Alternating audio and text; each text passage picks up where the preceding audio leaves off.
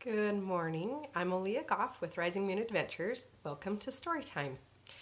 I decided today we're going to try it at a different angle and maybe I can fit more of the board and a little bit, the pieces will look a little bigger to you.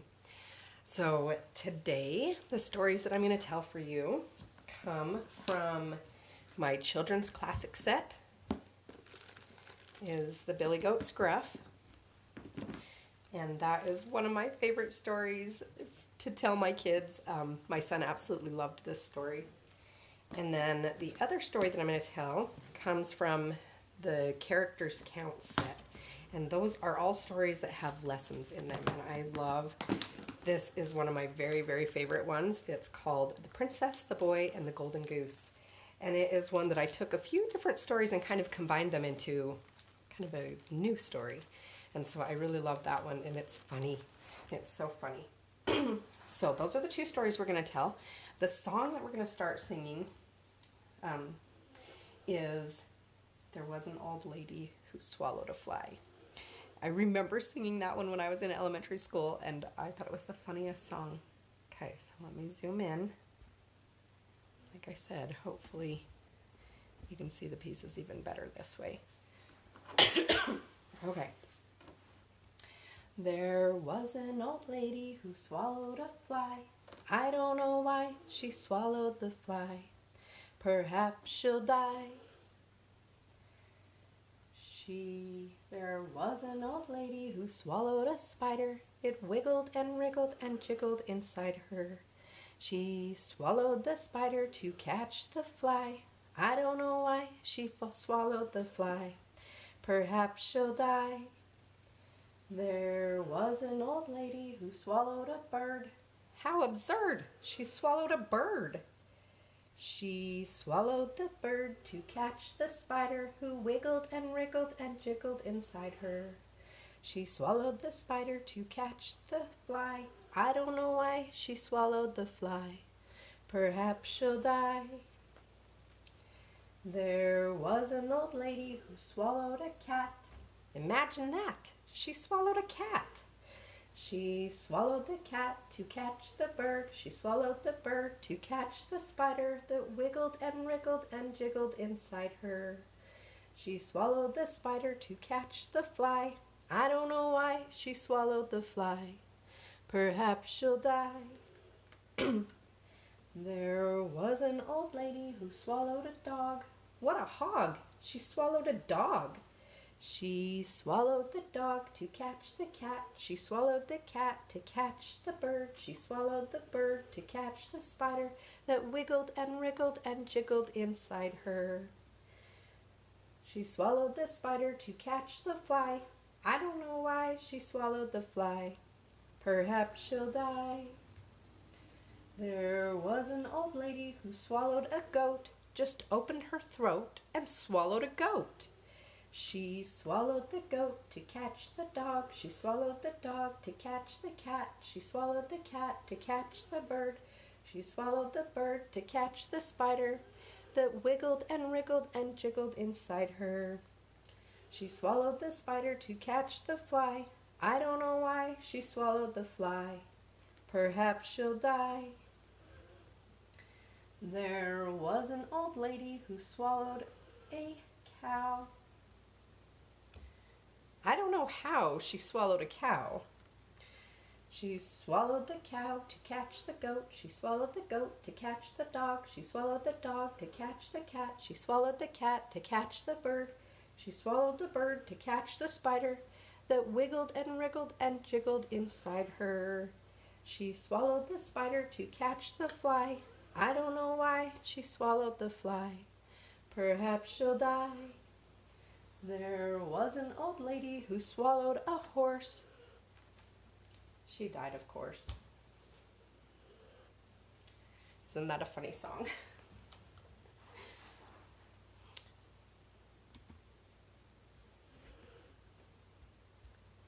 Hello, girls. Okay, let me zoom you back out so I can see you. Maybe. Very big. Okay, so the first story we're going to start with is Billy Goat's Gruff. And Like I said, that one comes out of my children's classic stories. And it is one that Michael loved and would make me tell over and over again when he was little.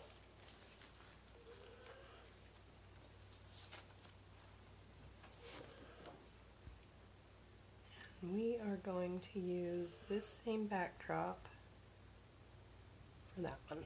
Okay. Once upon a time, there were 3 billy goats Gruff. A baby, a medium-sized brother, and a big brother. And they lived in the middle of the valley in a very high mountain. And next to the mountain was an extremely deep, extremely cold river. The billy goats Gruff grazed all day, every day, on the side of the valley where they lived. One day, as the 3 brothers grazed, the first billy goat Gruff raised his head and looked around. He was the youngest and the smallest, and much to his surprise, he saw that almost all of the grass on their side of the valley was gone. It was nibbled right down to the roots. Only a smallish patch remained where he and his brothers now grazed. The first billy goat Gruff made a decision right then and there. "I'm going to the other side of the river to graze, where the grass is long and fresh and green," he said. "Very well," said his brothers. "We'll come join you presently." So the first billy goat Gruff trotted down the hillside until he came to the extremely deep, extremely cold river.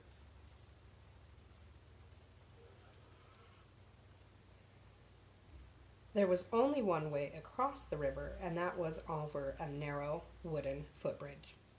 As it happened, a large, ugly troll lived under the bridge.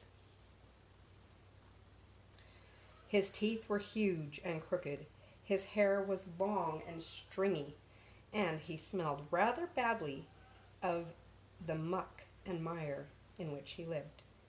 The troll was always hungry and gobbled up anyone and anything that came across the bridge. When the first billy goat Gruff came to the bridge, he started across. Trip trap, trip trap, trip trap. Upon hearing this, the troll called out in his growly, scowly voice, "Who's that trip-trapping across my bridge?" And the first billy goat replied in his small voice, "It is I, baby billy goat Gruff." "Oh-ho," said the troll gleefully, "then I shall eat you up." And he climbed up on the bridge.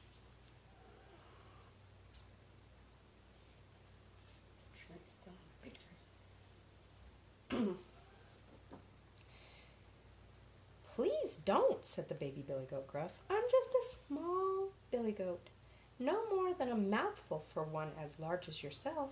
If you wait a bit, my brother will be along, and he is much bigger than I am, and he will make a fine meal." "Oh, very well," growled the troll. "You may pass." And he climbed back under the bridge. And the baby billy goat continued across the bridge. Trip trap, trip trap, trip trap, trip trap.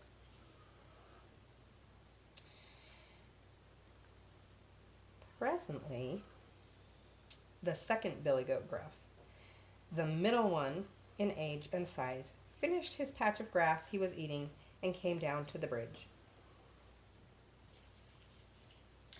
He started to cross the bridge. Trip trap, trip trap. The troll, hearing this, called out in his growly, scowly voice, "Who's that trip-trapping across my bridge?" To which the second billy goat replied in his medium-sized voice, "It is I, medium billy goat Gruff." "Oh," said the troll, more gleeful than before, for he was now getting very hungry. "Then I shall eat you up." And he climbed up on the bridge.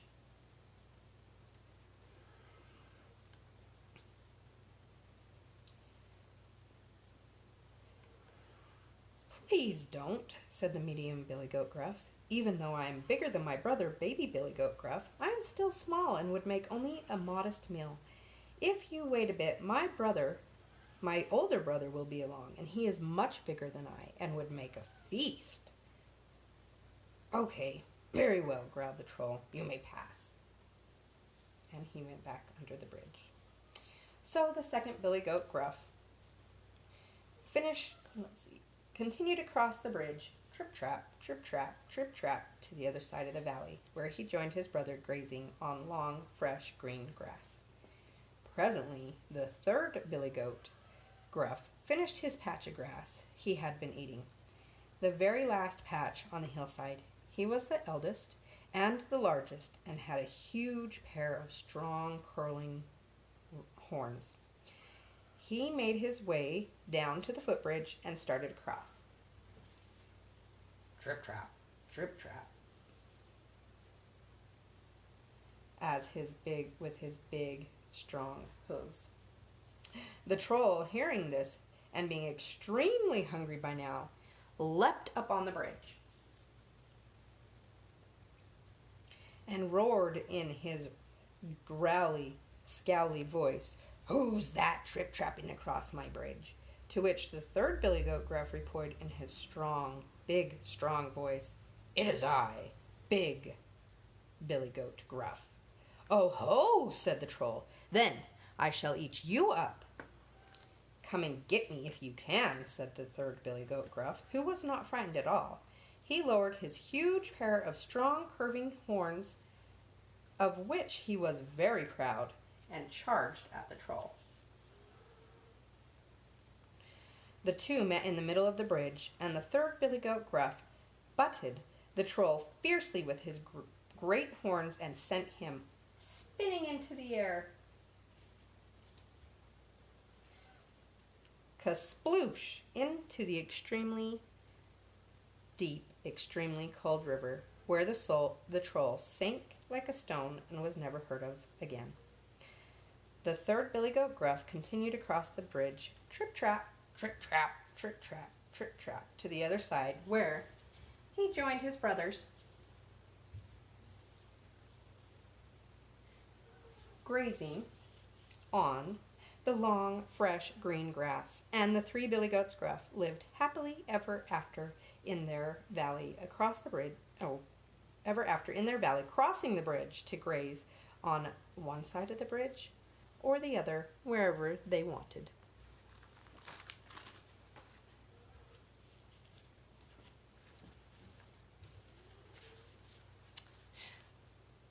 Oh, I'm so big. Sorry. I have to make me there. Now I'm a normal size. Did you guys like that story?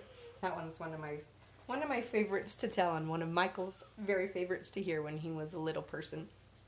Okay, the next story that I'm going to tell is the Princess, the Boy, and the Golden Goose. And this one is so funny to me. And I took a few different stories and then kind of combined them to make this story, and I really love this one. It's one of my favorites. Okay, but we're going to switch to the castle background. And then let's see how close we can zoom in and have it be normal.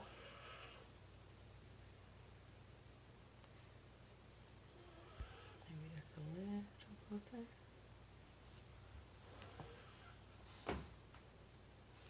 Okay.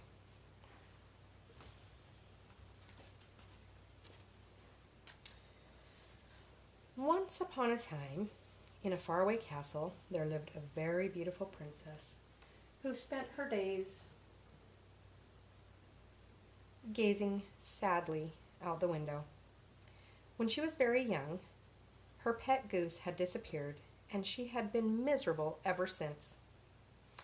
Her father, the king, had given her everything he could think of to make her happy. He had given her wardrobes full of fancy clothes, stacks of delightful books, and chests full of wonderful games, and yet still she would not laugh. She would not even smile. She sat in her tower day in and day out, gazing sadly out her window. The king sent a decree through the land that said, "Hear, hear, whoever can make my despondent daughter laugh may have the reward of her hand in marriage, and shall also receive half of my kingdom and my riches." At the same time, in a woods not very far away,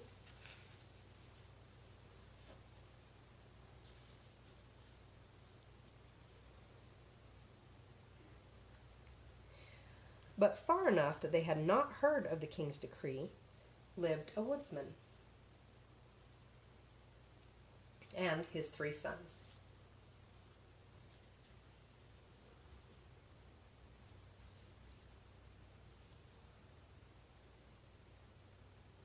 His 2 older sons, William and Garrett, were very smart and very strong, but they were not very kind. His 3rd son, James, was a little bit of a dreamer, much smaller than his brothers, and was not very strong, but he was very kind. One day, William decided that he would try to get the king's attention.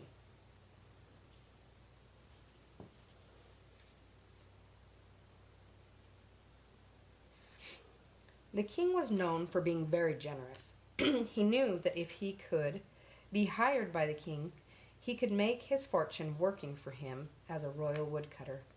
He decided he would go to the deepest part of the woods and cut down the biggest tree he could find, and surely that would get the king's attention. As he was leaving, the father reminded his oldest boy, "Son, be humble, kind, and honest, and you will always succeed in life." When William got to the deepest part of the woods, he found the biggest tree.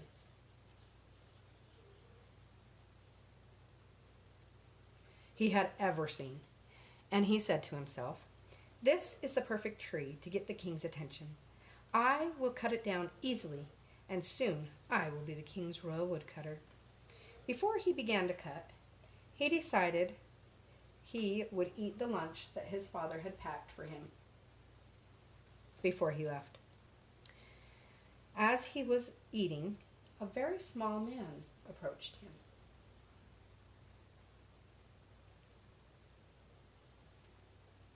The man complained, "I am very hungry.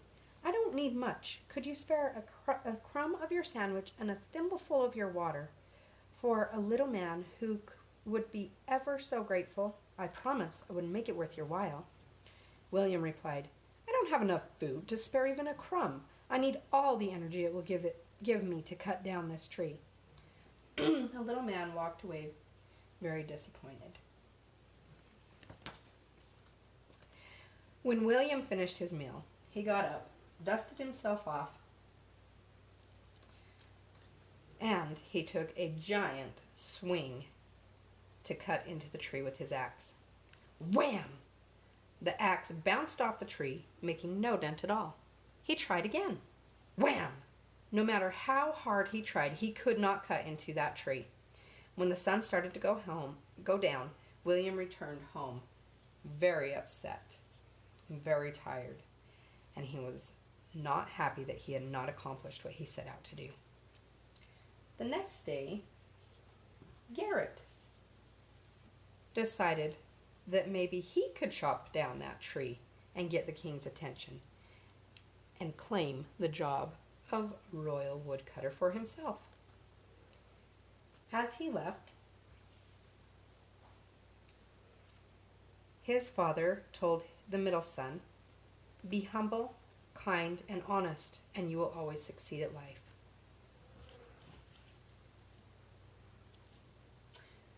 When Garrett got to the deepest part of the woods, he found the tree his brother had talked about. He thought to himself, "That tree does not look so hard. I'm sure it will be easy for me to chop down. Surely I will capture the king's attention." Before he began to cut, Garrett decided he would sit down and eat the lunch that his father had packed for him before he left. As he was eating, the very same, very small man approached him. The man complained.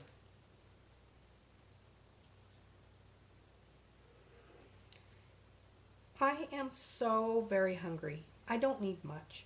Could you spare a crumb of your sandwich and a thimbleful of your water for a little man who would be ever so grateful? I promise it would be worth your while." Just like his brother, Garrett replied, "I don't have enough food to spare even a crumb. I need all the energy it will give me to cut down this tree." Again, the little man walked away very disappointed.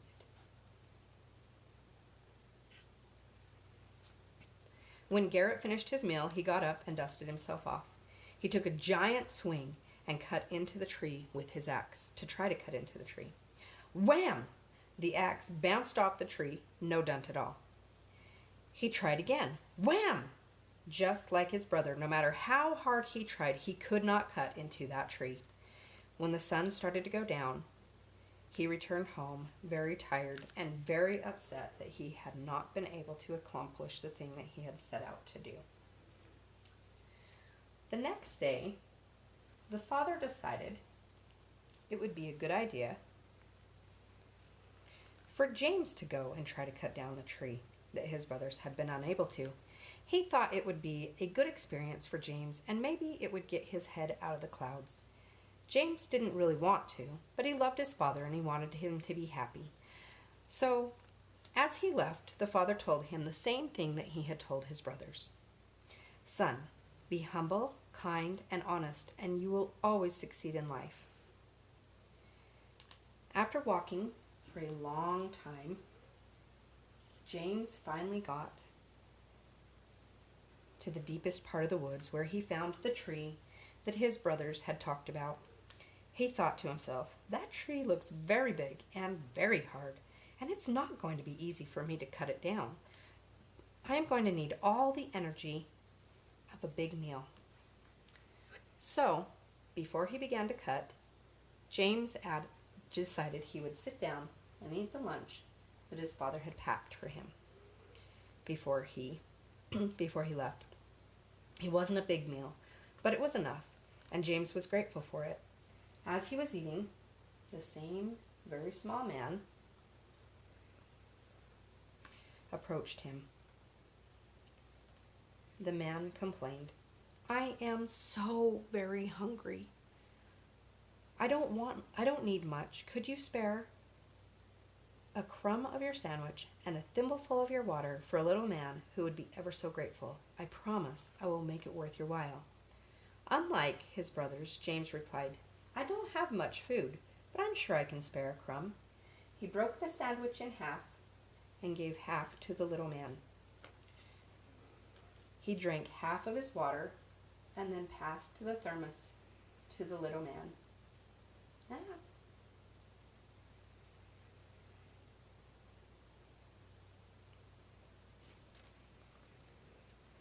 To finish, they talked and laughed and enjoyed each other's company.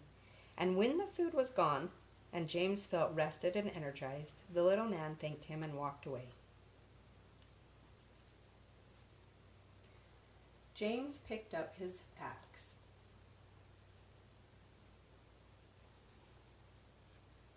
and swung with all his might at the big tree. When his axe hit the tree, it sank deep into it. When he pulled the axe away, the gash left behind began to sparkle and magically to widen and open into a hollow cavity in the very big tree. Resting on a nest inside the cavity, James found a beautiful, sparkly goose. A golden goose. It had a lovely collar around its neck with a little tag that read, "If found, please return to the princess at the castle." James picked up the goose, thinking how sad the owner must be to have lost it. He held the goose under one arm and began walking to the castle, never once thinking about the riches the goose might bring to him and his family.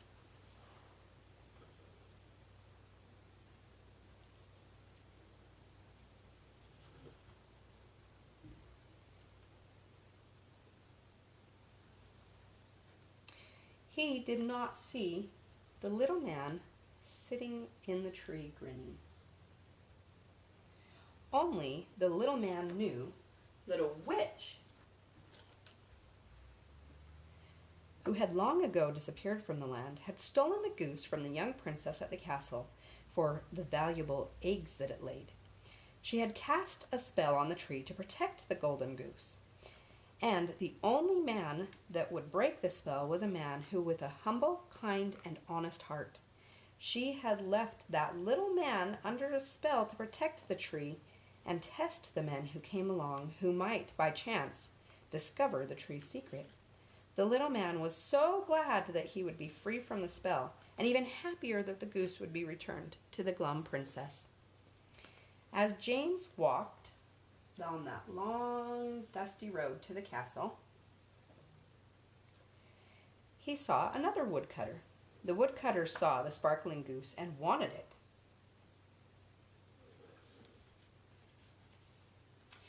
He tried, He tried to get it from James, but as soon as he touched it, his hand stuck to the goose with a magical weld tighter than glue. He was forced to follow behind James as he continued to walk to the castle. As they came to the end of the woods, they began to pass a field.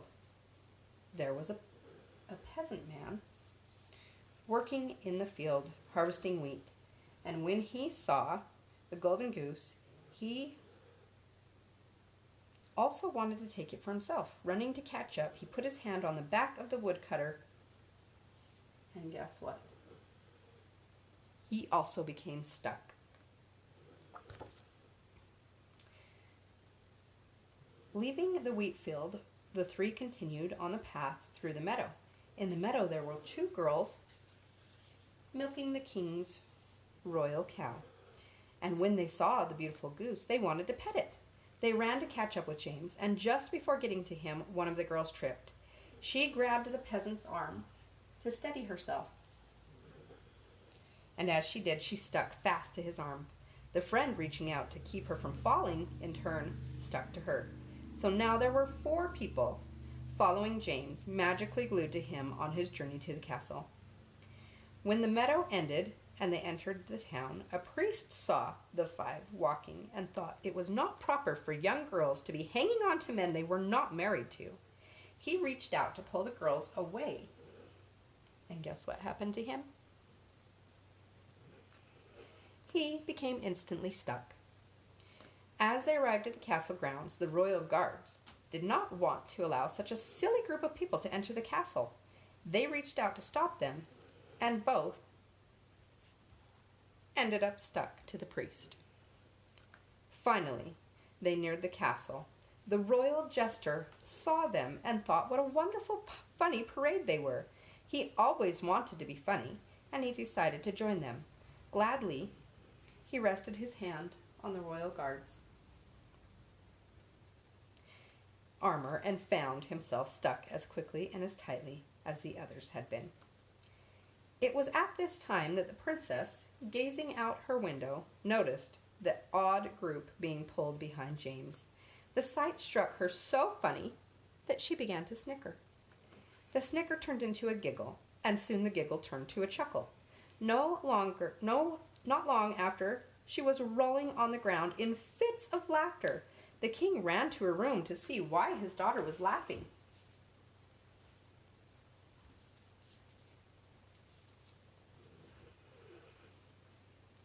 Why she was making such a strange and delightful sound. There, out the window, he saw the same hilarious sight his daughter had, and he joined in her merriment. When the king and the princess finally stopped laughing, they went downstairs to meet the boy who had finally broken the princess out of her despair. The princess was delighted to see her long-lost pet goose. She ran to James, and as she touched the goose, the sticking spell was broken, and the people, immediately released, tumbled to the ground.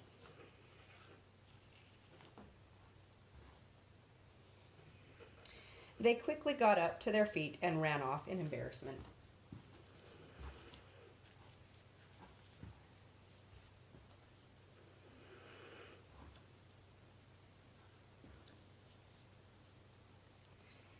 James, beaming at the beautiful princess and her golden goose, was surprised to learn that he had earned half of the king's kingdom and riches.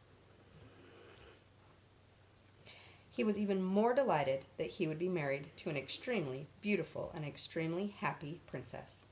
He realized that his good fortune came from following his father's advice. Be humble, kind, and honest, and you will always succeed in life. And they lived happily ever after. Thank you so much for joining me on Rising Moon Adventures. I hope to see you next week.